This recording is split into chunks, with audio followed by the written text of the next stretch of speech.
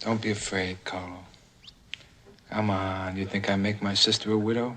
I'm godfather to your son, Carlo. Only don't tell me you're innocent. Because it insults my intelligence. It makes me very angry. This is Michael Corleone, and unlike what he said, he's gonna have his brother-in-law strangled in the back of a car. But first, he needs a confession. And the way he gets it is one of the greatest manipulations in cinema history. Yes. When I say this, I'm not exaggerating. This scene is devastatingly brilliant, not just for the manipulation itself, but because it's also a masterclass in character development that shows us exactly who Michael has become. This is The Godfather at its best. Good. So what really makes this scene so brilliant? As always, I'll talk about all of these things in detail, but first, we need some context. This scene takes place right after Michael's famous baptism. On one side, he's standing in a church, pledging to reject evil and becoming the godfather to Carlo's own son. But at the same time, his men are out on the streets, executing a mass murder on his orders. Now with all his enemies wiped out, there's only one loose end left. Carlo, the very same man who sold out Sonny to the enemy and got him killed. And Carlo knows exactly why he's there. You have to answer for Santino, Carlo. First of all, one of the most striking aspects of this scene is how Michael arrives. Just look at how he enters the room. He stands in the doorway, half of his face swallowed by shadow. He simply watches Carlo, calm and patient. He feels almost like an angel of death who's ready to take someone's life. And then we hear it, a crow calls outside. In many cultures, crows are an omen of death, a warning that something final is about to happen. And here, right after Michael speaks, the death answers back. You see, the scene has barely begun, but it's already foreshadowing the end. Carlo is already dead. Mike, you got it all wrong. You fingered Sonny for the Barzini people. Ah, that little farce you played with my sister. You think that could fool the Corleone? Mike, I'm innocent. I swear to kids. Please, Mike, don't do this to me. But of course, Carlo doesn't catch any of this, so he begs, he denies, he even swears on his children. Michael, on the other hand, never changes his demeanor. And then calmly, he tells Carlo that he knows everything. And this is where the manipulation truly begins. Because here's the thing, Michael doesn't actually know.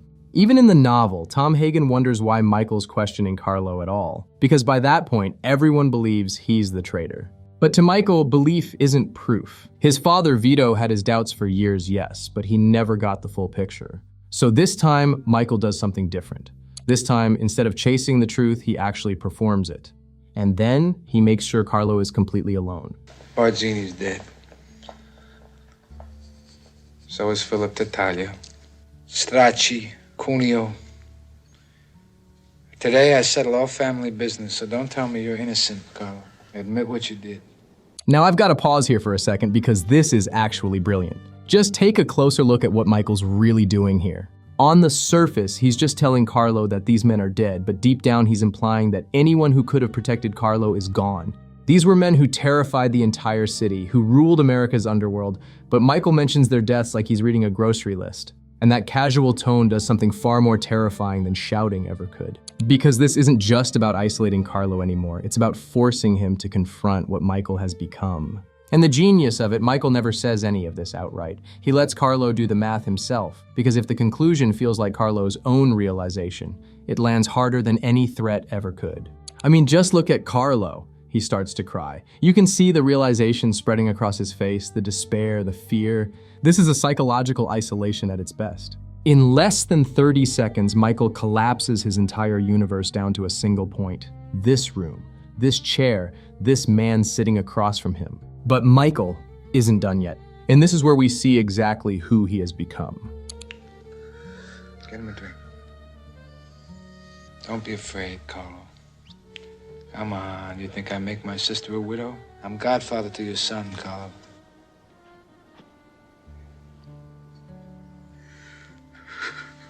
Go ahead, drink. Now, there's a lot to unpack here. First of all, the way Michael manipulates him turns into something almost sadistic. First, he strips away everything he could rely on, and now he flips the entire situation on its head. Suddenly, death is off the table. Suddenly, he starts talking about family, about baptismal vows, the very same baptism that he just used as cover for mass murder. The irony is almost unbearable. And then, once the illusion is complete, Michael seals it with a drink. And that drink means far more than it seems. Let me explain it this way. Now, before we continue with the video, I just want to give a quick shout out and a big thank you to today's sponsor, Opera. Opera is a browser that can completely transform and simplify your browsing experience with an incredible range of features. First of all, if you're like me and tend to have way too many tabs open, you'll love tab islands. This feature lets you group related tabs together. Just hover one tab over another to create an island, then collapse or expand them whenever you need. Whether you're shopping or planning to write your next video, everything stays organized without getting lost in dozens of tabs. Plus, Opera has this split screen feature that's incredibly useful. Just drag a tab down to the center of your screen and boom, it splits in two. You could have a video playing on one side and your notes on the other. And if you want to keep watching something while browsing, the video pop-out feature lets you detach any video and move it anywhere on your screen, even outside the browser window. And lastly, Opera has this amazing music player that's perfect for setting the right work vibe. You can control your Spotify, YouTube Music, or other streaming services without breaking your workflow. It detaches from the sidebar, so you can move it anywhere, and it even auto-pauses when you play a video. So if you want to upgrade your browsing experience, check out Opera using the link in the description and pinned comment below. Once again, huge thanks to Opera for sponsoring today's video. Now, let's get back to it. As you might remember, at the very beginning of the film, his father, Vito, offers Bonacera a drink while the man is crying in front of him. And now, here we are at the end of the story, and Michael is doing the same thing. Almost the same choreography, same visual language, but what's behind it couldn't be more different. I mean, just think about it. Vito's drink is truly given. It stays with Bonacera, he's comforted by it. Vito never takes it back because the kindness is real. Michael, on the other hand, uses it as a trap. As soon as he's done with Carlo, he takes it back. Moreover, while his father is completely honest with Bonacera from the start, everything Michael says here is a lie. And that contrast is what makes the scene so devastating. Because it doesn't just show us what Michael has become, it shows us what he has lost, or maybe what he never truly had in the first place. And I think this is where the real genius of The Godfather lies. Because the film never stops to explain any of this. It never underlines the difference. Instead, it trusts us to remember that opening scene, to feel the echo between father and son. No, Carlo, you're out of the family business. That's your punishment. I'm putting you on a plane to Vegas. Tell him.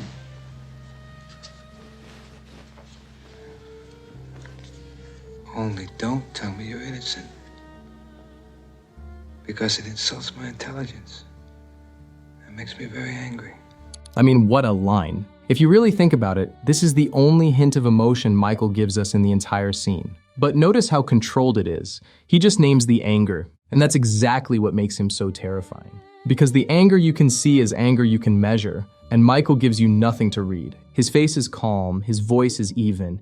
Every word he chooses keeps making Carlo feel safe. Suddenly, Michael's logic is airtight in exactly the way Carlo needs it to be. Godfathers protect their own. They don't orphan their godchildren. And when Michael shows him the tickets to Vegas, everything goes beyond just the words. Carlo can touch his future. And just like that, he stops crying. But what he doesn't realize is that Michael has him completely in the palm of his hand. Because by steering the conversation to this point, he's made Carlo owe him something, his life. And the only way to pay it back is with the truth. I mean, really, when your life is already on the line, what's the value of the truth? This is an offer he can't refuse. But ironically, that truth is exactly what will cost him his life. Now, who approached you? Tattaglia or Barzini? At first glance, this seems like the question Michael has been building toward all along. But the thing is, what really matters was never the question itself. It was the answer. Because hidden inside that question is one of the greatest traps Michael ever sets. Let me explain it this way. When Michael asks him the question, only a guilty man would know the answer is Barzini. Just think about it. Throughout the story, we know Tattaglia is the public enemy. It's the name in the newspapers, the family everyone knows they are fighting. But Barzini's role as the puppet master was shadow knowledge. Even Vito himself wasn't certain of it until late in the game. But I didn't know until this day that it was Barzini all along. And even if Vito barely knew, then Carlo shouldn't know either, unless he had insider knowledge. So when Michael asks that question, he isn't just looking for a confession, he's setting a test. Because the answer itself will be the proof he's looking for. Who's Barzini?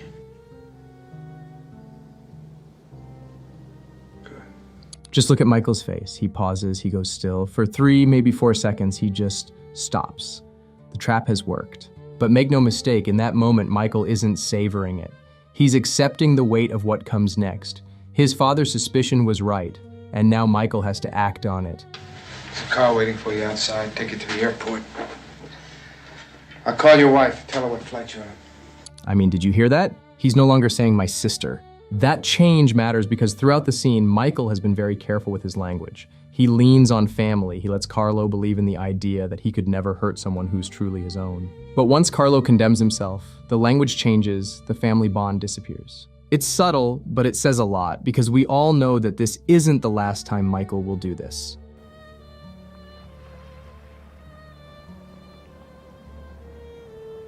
But for now, Carlo is walking toward to his death. And just as he's about to get in the car, we hear it again, the crow. And then, almost casually, we see Tom adjust his tie. A gesture so mundane, so natural that it's almost invisible. But according to Francis Ford Coppola, this is the signal. Carlo has failed the test, and now he has to die. The death that was promised has finally arrived.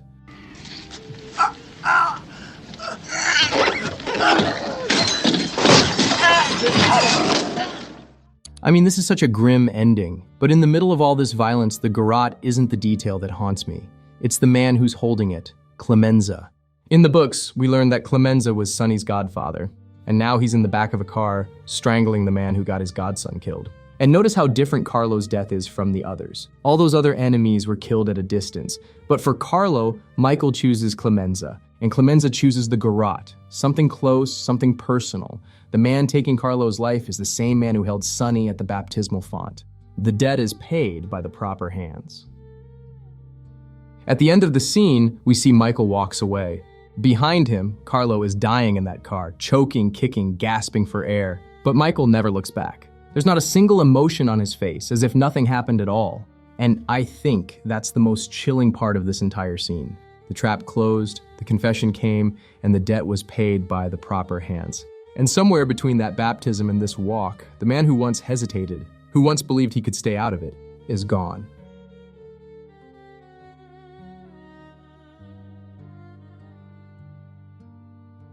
So if you've made it this far, thank you so much for watching. If you enjoyed the video, I'd really appreciate it if you leave a comment, give a like, and click to subscribe. Your support will greatly help the mysterious algorithm notice me. And if you want to support me directly, you can join the channel by clicking the join button. See you next time.